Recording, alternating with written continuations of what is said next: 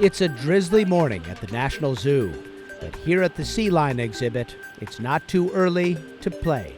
At heart, I'm a fluid dynamicist. I'm interested in how animals interact with the water or air around them to generate forces.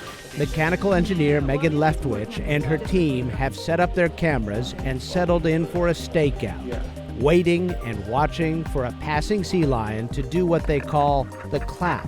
It'll take its arms out on its sides and clap them into its belly. And when it does that, it grabs all the water between the two and pushes the water towards its feet, and that makes it go in the other direction.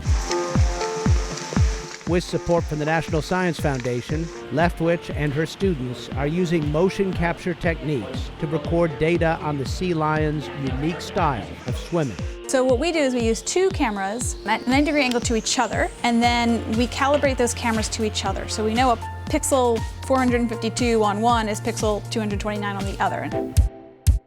Fish and marine mammals swim by swishing their tails. Sea lions do it with their arms. Those front flippers might look like fins, but anatomically they're more like hands. That was really what got me thinking, like, ooh, that's a really different way to generate thrust underwater. And so it was really that differentness about sea lions that made me think, let's look more deeply into that. Is that a paradigm that, as an engineer, we could build into future underwater vehicles? Today, most state-of-the-art underwater drones rely on rear propulsion to move around. But imagine one that would swim like a sea lion. The idea is that if we understand this different type of propulsion, perhaps we could build that into a capability for unmanned underwater vehicles. And to really do that, we need to understand the physics that underpins that type of motion. Back in the lab, they use software tools to crunch through all the imagery and generate an accurate 3D model of a flipper.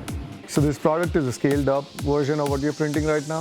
They 3D print test articles, starting with rudimentary cross-sections and eventually working up to something that looks like the real thing.